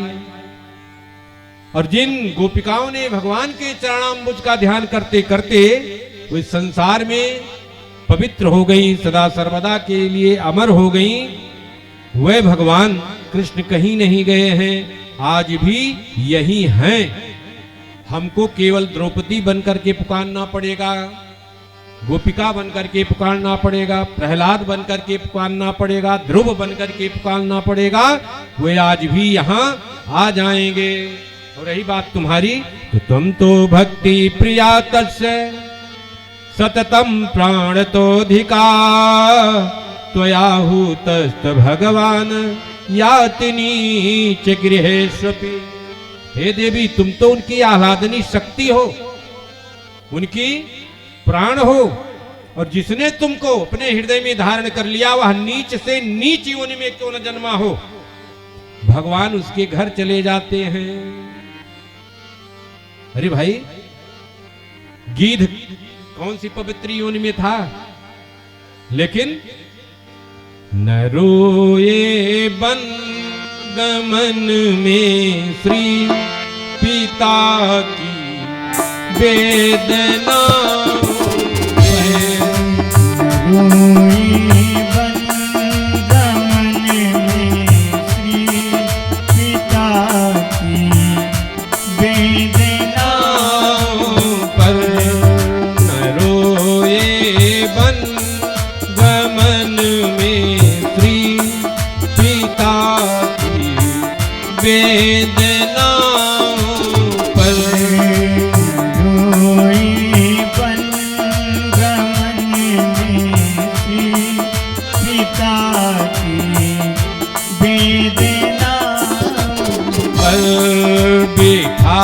कर गृह को निज गोद में आंसू बहाते हैं। ठाकर गृह को निज गोद में आंसू बहाते हैं। न जाने कौन से गुण पर दया निधि रिझ जाते हैं। जाने कौन से गुण पर दया निधि रिझ जाते हैं। देवर्षि नारद कह रहे भक्ति देवी से कि त्वया तुम तो भक्ति प्रिया तस्य, तुम तो उनके प्राणों की स्वामिनी हो, प्राणाधीश्वरी हो, उनकी आह्लादनी शक्ति हो। तुमको जिसने अपने हृदय में धारण कर लिया, नीच से नीच योनि में अगर रहता है तो भी वो भगवान के धाम पहुंच जाता है। और देवी, तो तुमको निराश होने की जरूरत नहीं। न प्रेतो ना पिशाचो वा राक्षसो वा सुरोपि वा भक्ति युक्त मनस्कानां स्पर्शनेन प्रभुर्भवे। चाहे प्रेत हो, पिशाच हो, यक्ष हो, गंधर्व हो, राक्षस हो, मनुष्य हो, देवता हो, जिसने भी भक्ति को हृदय में धारण कर लिया वो भगवान के समान हो गया। और चाहे कितना बड़ा भी पहुंचा हुआ महात्मा क्यों ना हो, जिसने भक्ति से द्रोह किया उसको पूरी त्रिलोकी में शरण नहीं मिलने वाली। उदाहरण ऋषि दुर्वासा हैं। और रही बात तुम्हारी देवी, तो अगर मैंने तुमको घर घर में इस कलिकाल में तुमको अगर घर घर में मैंने तुम्हारी स्थापना नहीं करा दी तो मेरा नाम भी देवर्षि नारद नहीं। भक्ति देवी ने कहा भैया घर घर स्थापना कराना कि नहीं कराना वो तो बाद की बात है, खाली हमारे जो जर्जर पड़े हमारे पुत्र हैं इन्हीं की मूर्छा लौटवाने का कोई उपाय बताओ। नारद जी ने कहा अरे भक्ति मैया बस इतनी सी बात के लिए आप चिंतित लो, अभी हम इनकी मूर्छा छुड़ा देते हैं।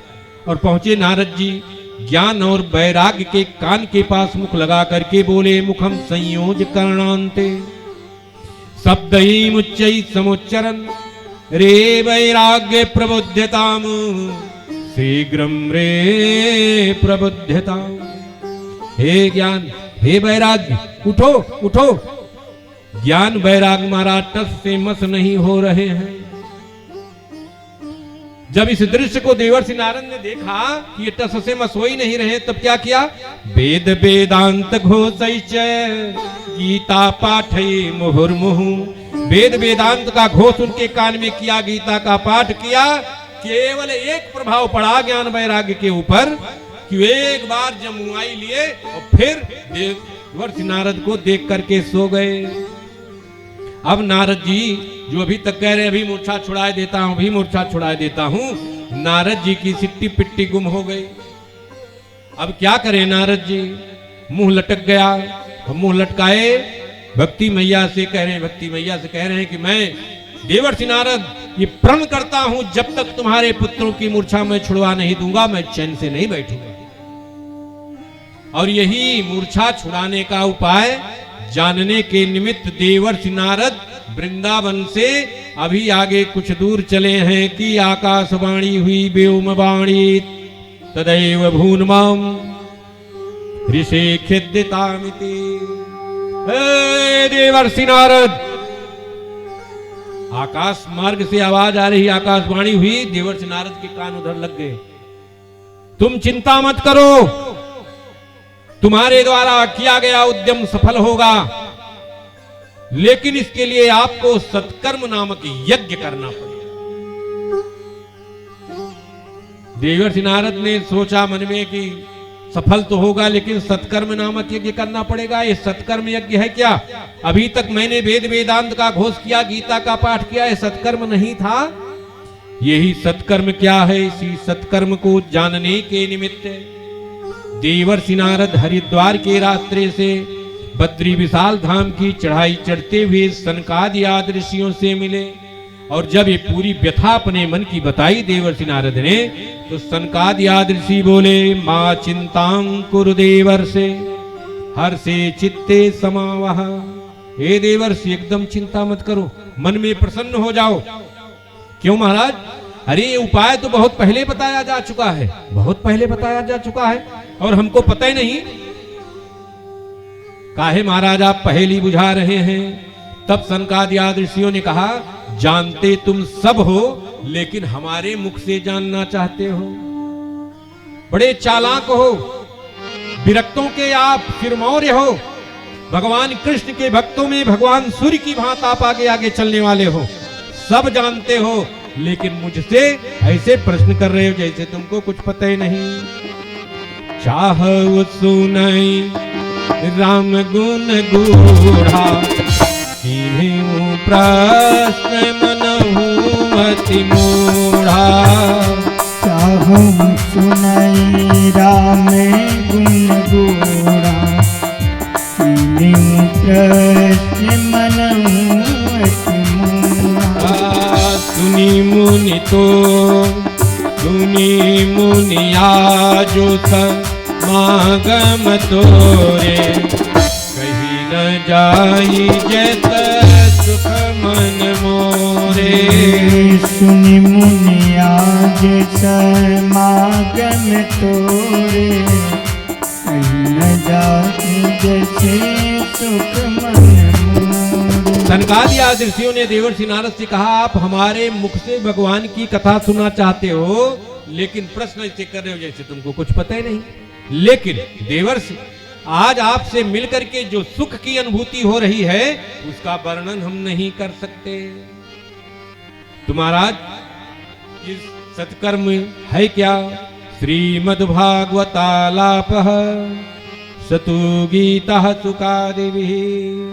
यही श्रीमद् भागवत महापुराण की कथा ही सत्कर्म यज्ञ है, जो आज से अपने लोगों के यहाँ प्रारंभ हो चुका है। यही है सत्कर्म यज्ञ। और जानते हैं इस भागवत की कितनी महिमा है। प्रलयम ही गमिष्यन्ति श्रीमद् भागवत ध्वनि। अगर आपके समक्ष प्रलय आ रही है और आपने इस भागवत जी का स्मरण कर लिया तो प्रलय रास्ता बदल देती है। वैसे जैसे जंगल में जब सिंह दहाड़ता है तो छोटे बड़े जानवर सब छुप जाते हैं। ये इतनी पुण्यदायी हुई कैसे महाराज? इसलिए कि वेदोपनिषदां सारां जाता भागवती कथा अत्युत्तमा ततो भाति पृथक भूता फलाकृति। ये सभी वेद पुराण ग्रंथों का जो निचोड़ है, मूल तत्व है, वो सब का निचोड़ इसमें समाया हुआ है। इसलिए ये सबसे अलग फल देने वाली है। और सबसे बड़ी बात क्या है? श्रीमद् भागवतम श्राव्यम शोक दुख विनाशनम। ये भागवत की कथा सुनने भर से ही शोक और दुख का विनाश कर देती है।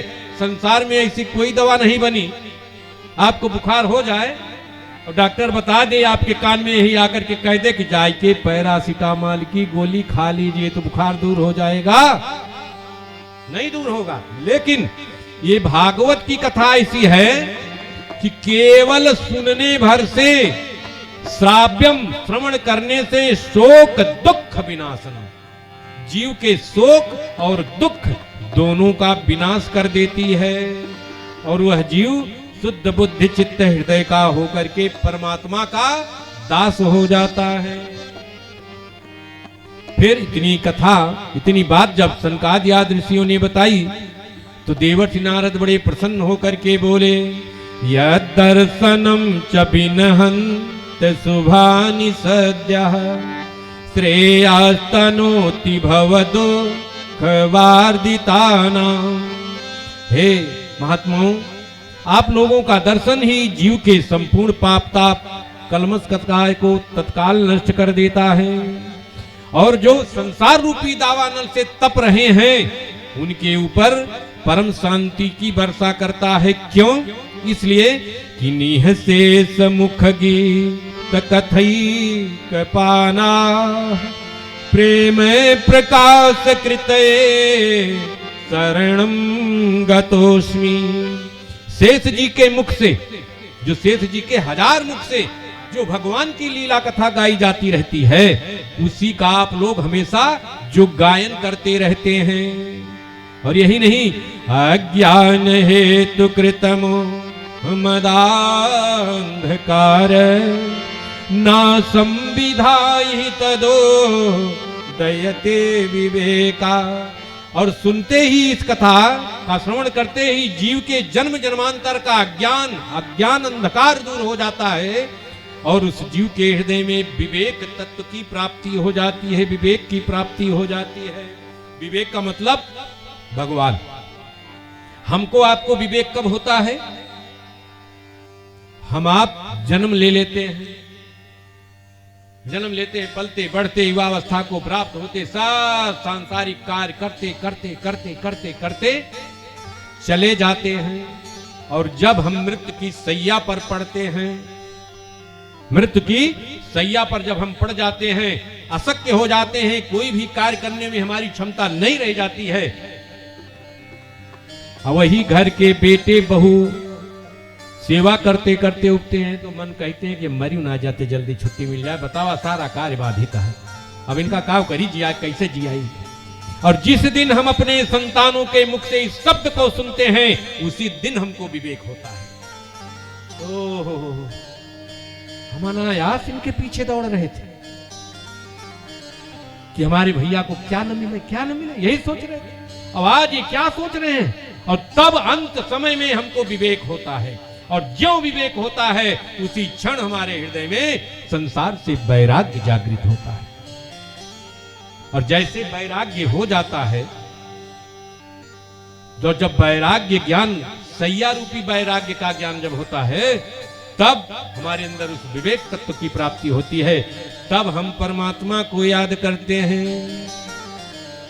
गोविंद मेरो है, गोपाल मेरो है, गोविंद मेरो है, गोपाल मेरो है, श्री बांके बिहारी नंदलाल मेरो है, श्री बांके बिहारी नंदलाल मेरो है। गोविंद मेरो है, गोपाल मेरो है, गोविंद मेरो है, गोपाल मेरो है, श्री बांके बिहारी नंदलाल मेरो है। श्री बांके बिहारी नंदलाल मेरो और तब हमको याद आता है, लेकिन काबर सा जब कृषि सुखानी, समय चूकी पुनी का पछतानी, काबर साजन कृषि सुखानी, समय चूके पुनी का पछतानी। समय तो बीत गया, हमने पूरा समय उस परमात्मा को याद नहीं किया, सारा जीवन बीत गया। अब सांस, कफ, बात, पित्त सब ने हमको घेर रखा है। स्मरण शक्ति एकदम गायब हो चुकी है। केवल एक ही चीज याद रहता है कि पुत्र ने कितनी बार डांटा, पतोहू ने कितनी बार डांटा, सब यही याद करते हैं। तब हमको उस जाकर के विवेक की प्राप्ति अंत में होती है। आज यही कह रहे हैं, सनकादि आदि ऋषि को देख करके देवर्षि नारद कह रहे हैं कि नासम विहता नासम विधाई तदो दैते विवेक। जब आप जैसे संतों को, महात्माओं की शरण में हम रहे होते, सत्संग किए होते, भागवत की कथा सुने होते, गुरु की बात को माने होते, तो शायद आज जो विवेक मुझे मृत्यु की सैया पर पड़े याद आया, वो पहले हो जाता। और तब आगे कह रहे हैं कि महाराज, हम वही भागवत की कथा आपसे श्रवण करना चाहते हैं। सनकादि आदि ऋषियों ने कहा हम कथा आपको श्रवण कराएंगे, लेकिन यहां नहीं। कहां? हरिद्वार चलिए, गंगा नदी के किनारे आनंद नामक तट पर। सुनो नारद वक्ष्यामो विनम्राय विवेकिने, गंगा द्वार समीपे तो तटयानंद नामकम। आनंद नामक तट पर आप चलिए, गंगा नदी के किनारे, वहीं हम कथा श्रवण कराएंगे। देवर्षि नारद सनकादि आदि ऋषियों के साथ गंगा नदी के तरफ आ रहे हैं। बद्री विशाल धाम से नीचे उतरते हुए अब तक पूरी त्रिलोकी में हल्ला हो गया है। और तब श्री भागवत पीयूष पानाय रस लंपटा, गावन्त्यो अप्यायुः सर्वे प्रथमं च वैष्णवः। जो भागवत की कथा श्रवण के रसिक श्रोता जन हैं, वो क्या कर रहे हैं? जो लंपट हैं, वो भागते हुए गंगा नदी के किनारे आ रहे हैं। उसमें कौन कौन है? भृगु वशिष्ठ सचवना शरद्वा, मेधा तिथिर देवल देवरातो, राम तथा गादिसुत साकलो, मृकंड पुत्रात् जपे प्रहलादा, योगेश्वरौ व्यास पराशरौ चा, छाया सुकौजा जलिमन्निमुख्या।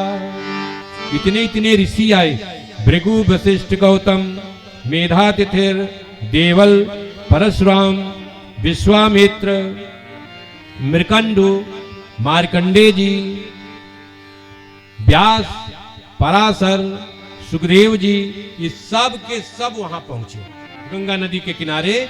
जिनका विवाह हुआ था अपने पत्नी बच्चों के साथ आए, जो गुरु शिष्य की परंपरा में थे वो अपने शिष्यों के साथ आए, और सब आ करके भागवत कथा श्रवण होने प्रारंभ होने के पहले ही विराजमान हो गए। अभी व्यास जी नहीं पहुंचे हैं। देखिए अपने लोगों के यहाँ उल्टा होता है, वहां श्रोता पहले आकर के बैठे हैं कि व्यास जी आ रहे हैं, कथा प्रारंभ होगी। यहाँ व्यास जी आकर के इंतजार करते हैं कि श्रोता जी आएंगे तब कथा प्रारंभ होगी। आ गए, इतने में सनकादि आदि ऋषि आए, और सनकादि आदि ऋषि व्यासासन पर बैठ गए, और नारद जी संकल्प लेकर के ज्ञान और वैराग्य की मूर्छा छुड़ाने के निमित्त बैठे हैं। तो भागवत का महात्म वर्णन करना प्रारंभ की। सदा सेव्या श्रीमद् भागवती कथा, हमेशा सुननी चाहिए, हमेशा सुननी चाहिए भागवत की कथा। देवर्षि नारद ने कहा महाराज एक कई बार सुनने में तो पता लग जाता है कि क्या क्या पापड़ बेलना पड़ता है, आप कह रहे हैं सदा सेव्या सदा सेव्या। अरे कहा भैया इस भागवत में 18,000 श्लोक हैं, कोई एक श्लोक याद कर लीजिए। कृष्णाय वासुदेवाय हरे परमात्मने प्रणत क्लेशनाशाय गोविंदाय नमो नमः। एक श्लोक याद कर लीजिए, आप जानिए कि रोजे भागवत की कथा श्रवण कर रहे हैं। कहा एक न याद कर पावे तब श्लोकार्धम, आधा श्लोक का आधव न कर पावे श्लोक पाद्यम, केवल 21 शब्द याद कर लीजिए। कहा यहो न कर पावे तो कहा भागवत की पुस्तक लाइए, लाल अथवा पीले कपड़े में लपेट करके अपने घर में रख करके सुबह शाम उसको प्रणाम कर लिया करे। कहा यहो न कर पाई तब कहीं एक चुल्लू पानी ले लो, तब तक नाक रगड़ो जब तक मर न जाए तब तक। कहा एकत्र कई लेबो, अरे कहीं महाराज तो हो सकता है।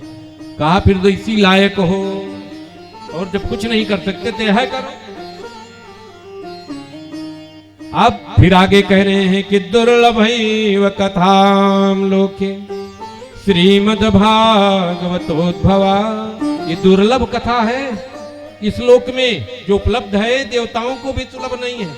ये देवलोक में कथा हो ही नहीं सकती, ये केवल इस पृथ्वी लोक में हो सकती है। और जानते हैं कोटि जन्म समुत्थेन, जब हमारे करोड़ों जन्मों के पुण्य उदय होते हैं तभी भागवत की कथा श्रवण करने का अवसर मिलता है।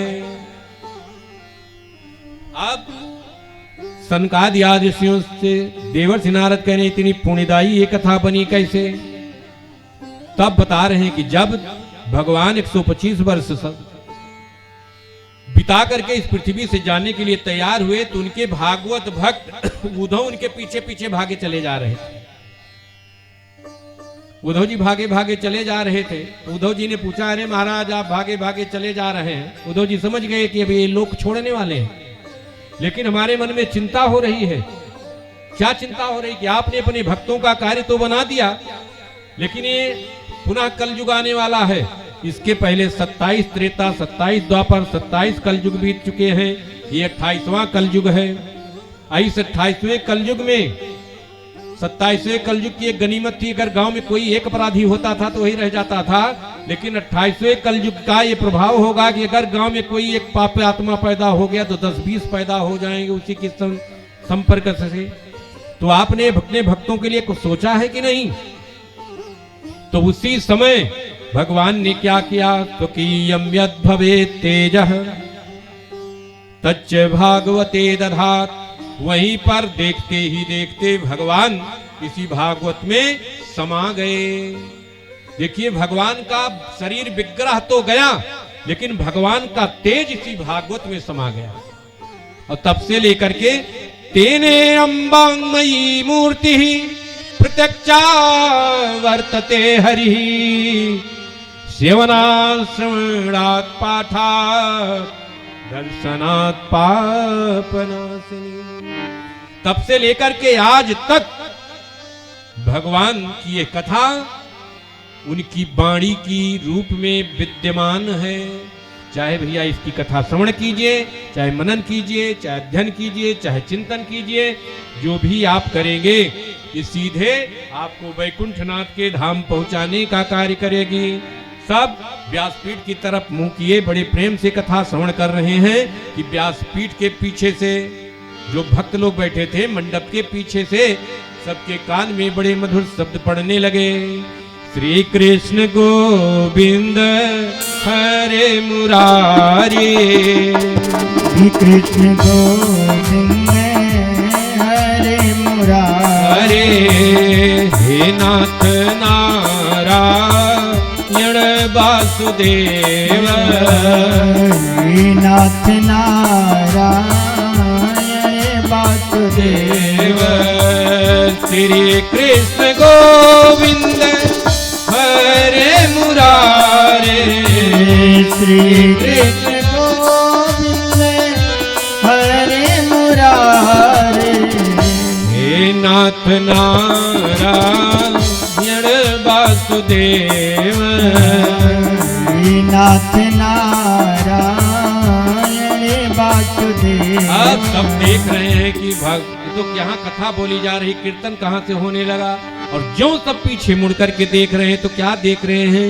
जो भक्ति देवी के पुत्र वृंदावन में मूर्छित अवस्था में थे वे एकदम दिव्यमान स्वरूप में युवा अवस्था में पहुंच गए हैं और भक्ति देवी के साथ वहां पहुंच गए। और तब भक्ति देवी के पुत्रों को और भक्ति देवी को देखा। भक्ति सुतौ तौ तरुणौ गृहीत्वा, भक्ति सुतौ तौ तरुणौ गृहीत्वा, प्रेमैकरूपा सहसा विरासी, प्रेमैकरूपा सहसा विरासी, श्री कृष्ण गोविंद हरे मुरारे, श्री कृष्ण गोविंद हरे मुरारे, नाथेति नामानि मोहर बदन्ति, नाथेति नामानि मोहर बदन्ति, श्री कृष्ण गोविंद हरे मुरारे, श्री कृष्ण गोविंद हरे मुरारे, नाथ नारायण वासुदेव, नाथ नारायण वासुदेव। अब इस दृश्य को देख करके सब बड़े आश्चर्यचकित हुए कि भागवत की इतनी बड़ी महिमा गरिमा। और भक्ति देवी ने तब तक उन धर्मात्माओं से पूछा, बताइए हम अपने पुत्रों के साथ कहाँ रहें। महात्माओं ने कहा, अपने पुत्र ज्ञान और वैराग्य के सहित आप इन्हीं सभी भक्तों के हृदय में विराजमान हो जाओ। और जैसे भक्ति देवी सभी भक्तों के हृदय में विराजमान हुई, वहां सतोगुण की बाढ़ सी आ गई और सब लोग जय जयकार करने लगे। बोली वृंदावन बिहारी लाल की जय, श्रीमद् भागवत महापुराण की जय, हनुमान जी महाराज की जय, द्वारिकाधीश भगवान की जय, हर हर महादेव। जब इस प्रकार का जयकारा होने लगा तो जयकारे के मध्य में भगवान वहीं चतुर्भुज स्वरूप में प्रकट हो गए। और भगवान के प्रकट होने के कारण गंगा नदी के किनारे जो भी जीव, सठ, मूढ़, पश, पक्षी, यक्ष, गंधर्व, किन्नर, नाग जितने थे सब भगवान के सदृश हो गए। और नारद जी ने जब भागवत की इस महिमा को देखा तो वह बोल पड़े, महाराज बड़ी विलक्षण महिमा आपने बताई, आप केवल इतने बताइए। के विशुद्धंति वदन्तु मह्यम सप्ताह यज्ञेन कथामयेन। इस भागवत की कथा का श्रवण करके कौन से जीव पवित्र हो जाते हैं। विलक्षण कथा है महाराज, इसको बताने की कृपा करें। तब सूत जी ने शौनकादि ऋषियों से कहा, इसके बारे में, इसके आगे की कथा कल हम लोग पुनः दोपहर में 1:30 बजे से लेकर के 5:30 बजे के बीच में श्रवण करेंगे। आज यहीं पर हम सब लोग कथा का विराम करेंगे। कथा आपके यहाँ 1:30 बजे से लेकर के 5:30 बजे के बीच में कही जाएगी। 1:30 बजे मंच प्रारंभ हो जाएगा। 2 बजे से कथा प्रारंभ हो जाएगी। आप सब इसी समय में अपने घर गृहस्थी के कार्य को निपटा करके आवें और अपने जीवन को सफल बनावें कथा श्रवण करके। अब आरती और प्रसाद, तत्पश्चात विश्राम। बोलिए वृंदावन बिहारी लाल की जय हो।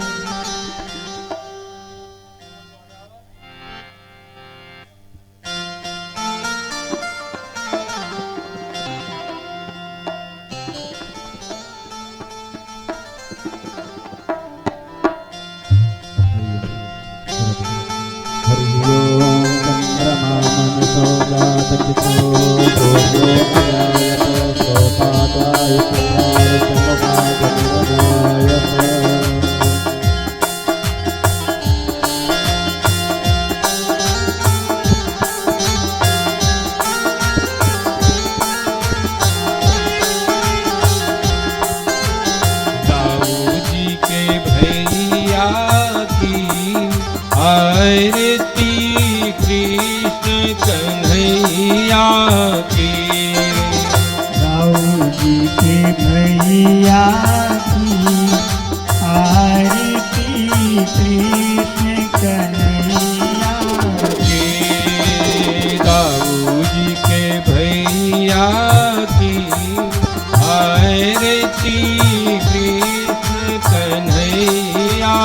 की।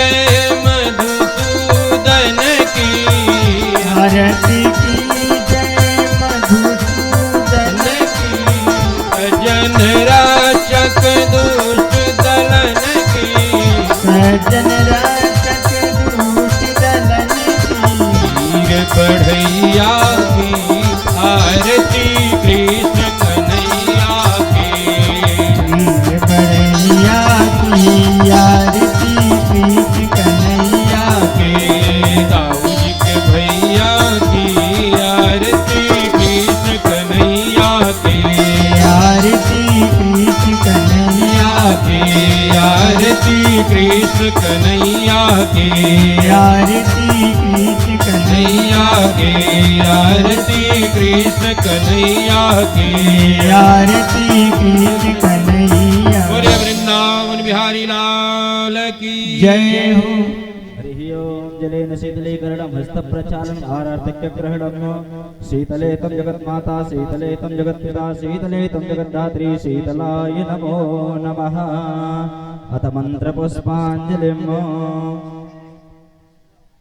हरिः ओम जगनेन जज्ञमयजन्त देवास्तानि धर्माणि प्रथमान्यासन्नाते हनाकं महिमानः